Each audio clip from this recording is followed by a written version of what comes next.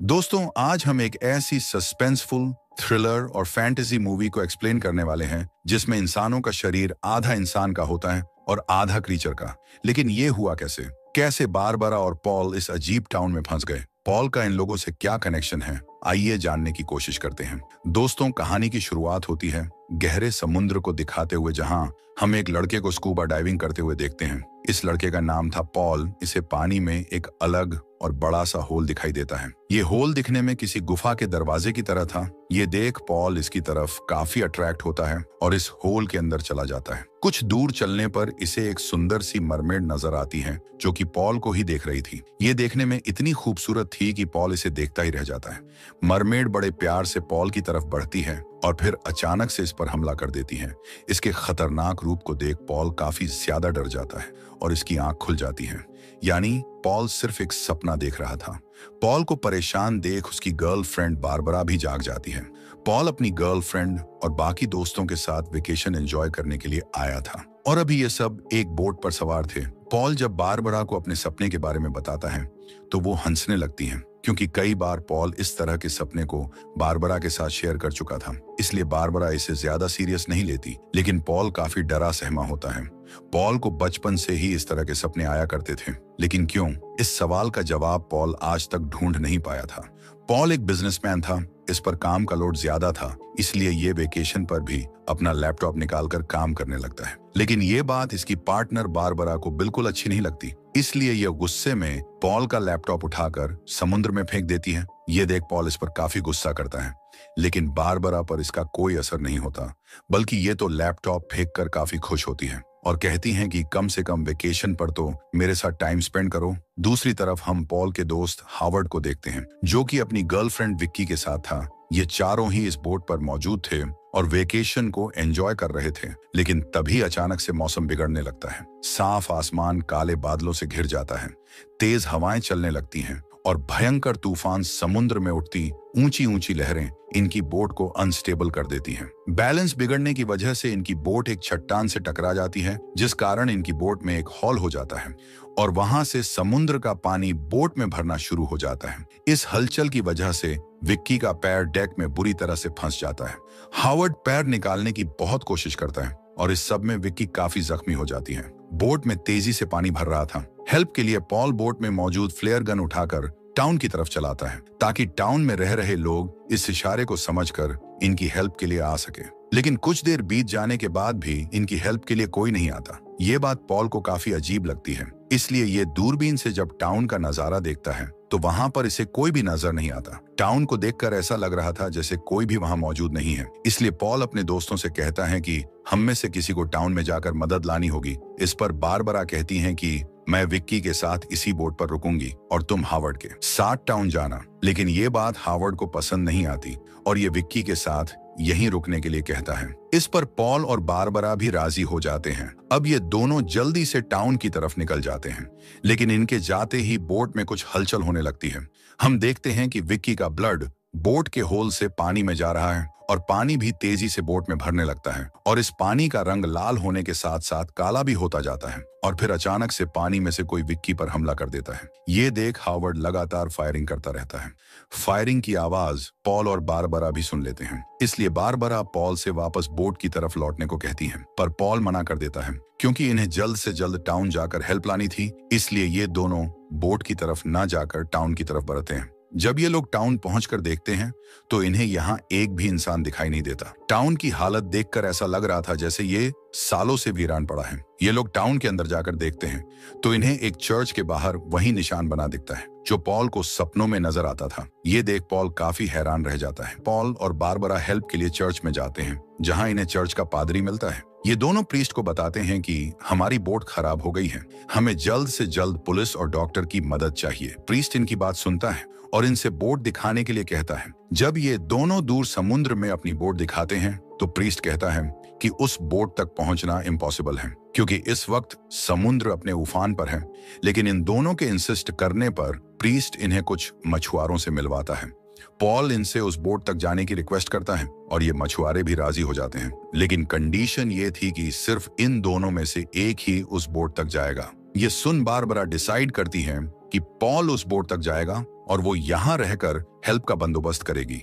लेकिन पॉल को बारबरा का ये आइडिया अच्छा नहीं लगता, क्योंकि वो बारबरा को अकेला नहीं छोड़ना चाहता था। पर हालात को समझते हुए पॉल मछुआरों के साथ बोट तक जाने के लिए मान जाता है। पॉल के जाने के बाद बारबरा अपने फोन से पुलिस को कॉल करती है, लेकिन नेटवर्क नहीं आते। ये देख प्रीस्ट बताता है कि तुम चाहो तो यहाँ से कुछ दूरी पर बने एक होटल में जा सकती हो और वहां के फोन से पुलिस को कॉल कर सकती हो। ये आइडिया बारबरा को पसंद आता है, लेकिन जब बारबरा प्रीस्ट के हाथ देखती हैं तो उसकी उंगलियां आपस में जुड़ी होती हैं, जैसे किसी समुद्री जीव की हो। ये देख बारबरा को काफी अजीब लगता है, पर ये बिना वक्त गवाए उस होटल तक पहुंच जाती है। लेकिन होटल का मैनेजर फोन देने की बजाय इस पर अटैक कर देता है। बारबरा इससे बचकर भाग ही रही होती है कि इतने में यहाँ प्रीस्ट भी आ जाता है और ये बारबरा पर हमला कर देता है। प्रीस्ट मैनेजर के साथ मिलकर बारबरा को एक जगह बंद कर देता है। इधर जब पॉल बोट पर जाता है तो इसे ना तो हावर्ड दिखाई देता है और ना ही विक्की मिलती है। पॉल को समझ नहीं आता कि आखिर ये दोनों गए तो गए कहाँ। काफी ढूंढने के बाद भी जब दोनों का कोई नामो निशान नहीं मिलता तो पॉल वापस टाउन में आ जाता है और प्रीस्ट से बारबरा के बारे में पूछता है। प्रीस्ट इसे कहता है कि बारबरा यहाँ से 50 किलोमीटर दूर पुलिस को इन्फॉर्म करने गई है और 1 घंटे के अंदर वो यहाँ आ जाएगी। प्रीस्ट के कहने पर पॉल एक होटल में कुछ देर आराम करने के लिए चला जाता है। ये वही होटल था जिसमें बारबरा आई थी। होटल मैनेजर पॉल को रूम की चाबी देता है और इसी बीच पॉल की नजर मैनेजर की गर्दन पर पड़ती है, जिस पर मछली के गिल्स जैसे कट लगे हुए थे। ये देख पॉल को कुछ भी समझ नहीं आता और ये डर कर अपने रूम में आकर बैठ जाता है। रूम में एंटर करते ही इसे अजीब सी स्मेल आती है और रूम भी काफी ज्यादा गंदा होता है। पॉल के पास कोई और ठिकाना भी नहीं था, इसलिए ये इसी रूम में एडजस्ट कर लेता है और जब ये यहाँ बैठा होता है तो अचानक इसके रूम में बारबरा आ जाती है, जो पीछे मुड़कर खड़ी रहती हैं। पॉल इसके पास जाता है और जब ये टर्न करती हैं तो पॉल शॉक में रह जाता है, क्योंकि ये सपनों वाली मरमेड थी जो अचानक से अपना मुंह खोलकर अपने टेंटिकल्स से पॉल पर हमला कर देती हैं और पॉल की डर की वजह से आंख खुल जाती है। यानी ये भी एक सपना था। अभी भी पॉल होटल के रूम में ही मौजूद था। ये जब खिड़की के पास जाकर बाहर का नजारा देखता है तो इसे टाउन के लोग काफी अजीब बिहेव करते हुए दिखते हैं। ये बिल्कुल ज़ॉम्बीज की तरह रिएक्ट कर रहे थे और जब इनकी नजर ऊपर खड़े पॉल पर पड़ती है तो ये बेकाबू हो जाते हैं और पॉल तक पहुंचने की कोशिश में जुट जाते हैं। ये सब देख पॉल काफी डर जाता है और जल्दी से खिड़की बंद कर कमरे में आ जाता है और फिर पीछे के दरवाजे से जंप लगाकर होटल से बाहर निकल आता है। पॉल अपनी जान बचाने के लिए एक बचर हाउस में घुस जाता है, जहां इसे चारों तरफ इंसानों की खाले, उनके कंकाल लटके हुए दिखाई देते हैं। इन स्किन को देखकर ऐसा लग रहा था जैसे इन स्किन्स को इंसानों के शरीर से खींचकर जबरदस्ती निकाला गया है। पॉल इससे पहले कुछ समझ पाता, यहाँ इसे हावर्ड की स्किन भी लटकी हुई दिखाई देती है, जिसे देख पॉल के पसीने छूट जाते हैं। ये जल्दी से यहाँ से निकलने का फैसला करता है, लेकिन तभी यहाँ टाउन के लोग उसे ढूंढते हुए आ जाते हैं और पॉल को देख लेते हैं। पॉल को यहाँ एक फ्यूल टैंक नजर आता है। पॉल इसका सारा फ्यूल यहाँ गिरा देता है और आग लगाकर यहाँ से भाग जाता है। लेकिन रास्ते में इसके सामने एक शख्स आता है जिसका नाम था इज़ीक्वियल। ये जैसे ही पॉल को देखता है तो जोर जोर से हेल्प के लिए चिल्लाने लगता है। पॉल इसे शांत कराने के लिए इसका मुंह बंद कर देता है और इसे खींचकर एक सुनसान जगह पर ले जाता है। यहीं पॉल को एक शख्स दिखाई देता है जिसका आधा शरीर इंसान जैसा था, लेकिन आधा शरीर पूरी तरह से मछली में तब्दील हो गया था। ये देख पॉल को कुछ भी समझ नहीं आता और ये इज़ीक्वियल से कहता है कि तुम मेरी यहाँ से निकलने में मदद करो, क्योंकि सिर्फ इज़ीक्वियल ही था जो पूरी तरह से इंसान था। इसलिए पॉल इससे हेल्प करने को कहता है और साथ ही मारने की धमकी भी देता है ताकि ये डर कर ही सही, लेकिन पॉल की मदद कर दे। पॉल इज़ीक्वियल से पूछता है कि आखिर इन लोगों ने मेरे दोस्तों को क्यों मारा। इस पर इज़ीक्वियल बताता है कि उन लोगों ने तुम्हारे दोस्तों को मारकर उनका चेहरा ले लिया है, अब बारी तुम्हारी है, तुम्हें भी ये लोग मारकर तुम्हारा फेस ले लेंगे। पॉल जब बारबरा के बारे में पूछता है तो इज़ीक्वियल बताता है कि वो भी मर चुकी है। ये सुन पॉल की हिम्मत टूट जाती है और इसे काफी दुख होता है। इज़ीक्वियल पॉल को बताता है कि आज तक जो भी इस टाउन में आया है वो यहाँ से जिंदा लौटकर नहीं गया और तुम्हारा भी यहाँ से जिंदा जाना नामुमकिन है। तुम भी मारे जाओगे, लेकिन ऐसा क्यों? इज़ीक्वियल इस टाउन से जुड़ी पुरानी कहानी बताता है। इज़ीक्वियल कहता है कि जब मैं छोटा था तो मछलियों की भारी कमी हो गई थी।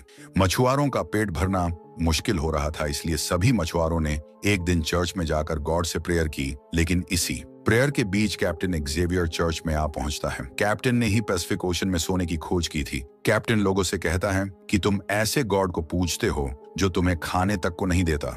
इस गॉड को छोड़ दो। इसकी जगह तुम ऐसे भगवान की पूजा करो जो तुम्हें खाने को तो भरपेट खाना दे, साथ ही तुम्हें और भी कई तरह की पावर्स दे। और ये भगवान था डेगन। चर्च में बैठे सब लोग कैप्टन से काफी नाराज होते हैं और चर्च का प्रीस्ट इसे चर्च से बाहर भगा देता है। लेकिन हम देखते हैं कि कैप्टन डेगन की ही पूजा करता है, जिसके बाद टाउन में खूब सारी मछलियां और सोना आ जाता है, जिसे देख लोगों का विश्वास भी डेगन पर बढ़ जाता है। कैप्टन अपने साथियों के साथ मिलकर चर्च में घुस जाता है और यहाँ रखी गॉड की मूर्तियों को हथौड़े से चकनाचूर कर देता है। ये सब देख प्रीस्ट जब कैप्टन को रोकने की कोशिश करता है तो कैप्टन प्रीस्ट के सर पर भी जोर से हथौड़ा मार देता है और प्रीस्ट की यहीं डेथ हो जाती है। अब सब लोग कैप्टन से तो डरते ही हैं, साथ ही डेगन को भी अपना भगवान मान लेते हैं और डेगन की ही पूजा की जाती है। इसके बाद कैप्टन डेगन के लिए एक एक कर महिलाओं की बलि चढ़ाता है और इसमें इज़ीक्विएल के पेरेंट्स की भी डेथ हो जाती है। अब सिर्फ इज़ीक्विएल ही इस टाउन में इकलौता इंसान बचा था जो पूरी तरह से नॉर्मल था। इसे ये लोग इसीलिए नहीं मारते हैं क्योंकि ये ड्रिंक करता था।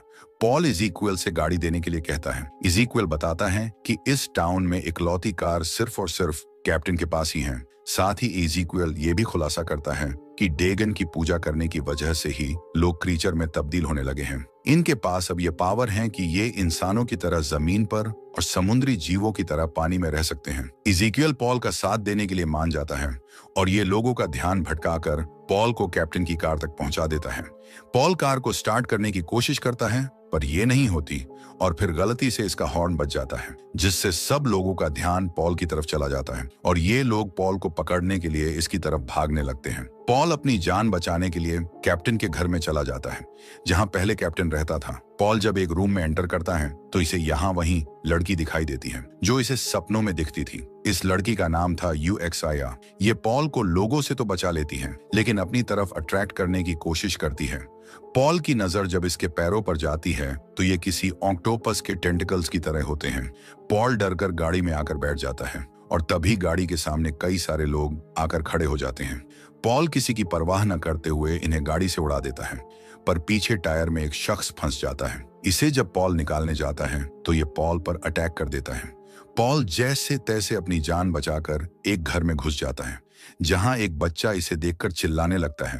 पॉल इसे शांत करने की कोशिश करता है पर एक क्रीचर पानी से निकलकर इसकी तरफ बढ़ने लगता है और पॉल पर हमला कर देता है। पॉल अपनी जान बचाने के लिए इसे मार देता है पर इतने में यहाँ टाउन के कुछ लोग आ जाते हैं और पॉल को भागता हुआ देख इसके ऊपर एक जाल डाल देते हैं जिससे पॉल इनकी गिरफ्त में आ जाता है। अगले सीन में हम पॉल को बारबरा के पास देखते हैं।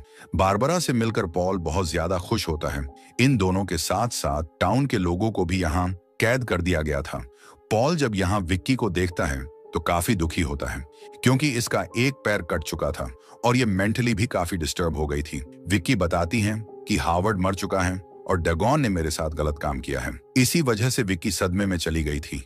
पॉल विक्की को समझाने की कोशिश करता है लेकिन वो इसकी एक नहीं सुनती और तभी पॉल को बाहर कुछ हलचल सुनाई देती है। पॉल जब बाहर देखता है तो टाउन के लोग इन्हें मारने के लिए इनकी तरफ बढ़े रहे थे। पॉल के पास अब बचने का कोई रास्ता नहीं था लेकिन फिर भी ये इन लोगों का सामना करता है पर कुछ ही देर में ये लोग पॉल पर काबू पा लेते हैं और पॉल के सभी साथियों को पकड़ लेते हैं। विक्की खुद को मारने का फैसला करती है और पॉल से कहती है कि मैं नहीं चाहती कि डेगन फिर से मेरे साथ कुछ गलत करे, इसलिए ये खुद को ही खत्म कर लेती है। अब ये लोग बारबरा, पॉल और इज़ीक्विएल को लेकर यहाँ से एक जगह चले जाते हैं और तीनों को बांध देते हैं। सबसे पहले ये लोग इज़ीक्विएल की तरफ बढ़ाते हैं और उसके चेहरे पर चाकू से निशान लगाकर उसकी स्किन हटाने लगते हैं। इससे इज़ीक्विएल दर्द से चीखने चिल्लाने लगता है लेकिन ये लोग इस पर जरा भी रहम नहीं करते बल्कि बेरहमी से इसकी पूरी स्किन हटा देते हैं और दर्द की वजह से इज़ीक्विएल की यहीं डेथ हो जाती है। इज़ीक्विएल को मारने के बाद प्रीस्ट पॉल के पास जाता है और इसकी भी स्किन निकालने का फैसला करता है लेकिन तभी यहाँ यूएक्सआईए आ जाती हैं जो ऐसा करने से मना करती हैं। यूएक्सआईए पॉल से जान बचाने के बदले यहीं उसके पास रहने के लिए कहती हैं। इस पर पॉल कहता है कि मैं तुम्हारे पास रुक जाऊंगा लेकिन इसके बदले तुम्हें बारबरा को छोड़ना होगा, पर यूएक्सआईए ऐसा करने से मना कर देती है क्योंकि जल्द ही बारबरा की डेगन को बलि दी जानी थी। इस बलि से ही डेगन की भूख शांत हो सकती थी। इसलिए ये लोग बारबरा को बलि चढ़ाने का फैसला करते हैं। यूएक्साया पॉल को डेगन की पूजा करने को कहती है और साथ ही इसके हाथ पैर खोलने के भी आर्डर देती है। पॉल रिहा होते ही प्रीस्ट के सभी आदमियों को मार देता है और प्रीस्ट भी मारा जाता है। पॉल एक फ्यूल कैन लेकर उसी गुफा की तरफ बढ़ता है जहां बारबरा की बलि दी जाने वाली थी। यूएक्साया बलि की पूरी तैयारी कर चुकी थी और सभी लोग डेगन की पूजा कर रहे थे। यूएक्साया बारबरा को एक कुएं के अंदर बांधकर लटका देती हैं और बारबरा का खून पानी में गिरने लगता है। यूएक्साया डगॉन को आवाज लगाकर एक सोने का टुकड़ा पानी में फेंक देती है। तभी यहाँ पॉल आ जाता है और यहाँ मौजूद लोगों पर फ्यूल डालने लगता है और फिर इन सबको आग के हवाले कर देता है। ऐसा करते ही इस गुफा में अफरा तफरी मच जाती है। लोग बुरी तरह से चीखने चिल्लाने लगते हैं और माहौल बेकाबू हो जाता है। इस बीच जो लोग बारबरा की चैन पकड़े हुए थे वो चैन छोड़ देते हैं, जिससे बारबरा कुएं में गिर जाती है। ये देख पॉल जल्दी से चैन को ऊपर खींचता है और बारबरा ऊपर आ जाती है। पर इतने में ही डगॉन कुएं से बाहर निकलता है और बारबरा को अपने साथ खींचकर कुएं के अंदर ले जाता है और सिर्फ बारबरा के हाथ ही बाहर लटके रह जाते हैं, यानी आधा शरीर डगॉन ले गया था। ये देख पॉल बुरी तरह से टूट जाता है। टाउन के लोग अब पॉल को पकड़ लेते हैं और इसे बुरी तरह से मारने लगते हैं। इतने में यहाँ यूएक्साया आ जाती है और इन लोगों को रोकती है। यूएक्साया यहाँ खुलासा करती है। यूएक्साया एक्जेवियर को दिखाती है कि पॉल के पेट पर भी सेम वही निशान है जो इन लोगों के पेट पर था, यानी पॉल भी आधा इंसान था और आधा क्रीचर। यहाँ पॉल को पता चलता है कि वो एक्जेवियर का ही बेटा है। बचपन में इसकी माँ इसे यहाँ से लेकर भाग गई थी। यही कारण था कि पॉल को अपने सपनों में अपनी बहन यूएक्साया दिखाई देती थी। यहाँ जेवियर जब अपने चेहरे से इंसानी स्किन हटाता है तो इसका क्रीचर वाला रूप सामने आ जाता है, जो कि काफी ज्यादा डरावना था। पॉल ये देख बहुत डर जाता है। यूएक्साया पॉल को समझाती है कि अब यही तुम्हारा परिवार है और तुम्हें यहाँ रहना होगा, लेकिन पॉल अपनी इस सच्चाई को कबूल नहीं करता और खुद पर फ्यूल डालकर आग लगा लेता है। लेकिन यूएक्साया इसे जल्दी से पानी में फेंक देती है। पॉल तैरता हुआ उसी निशान के पास जाता है जो उसे सपने में दिखाई देता था और इसी के साथ ये मूवी यहीं खत्म हो जाती है। Thanks for watching.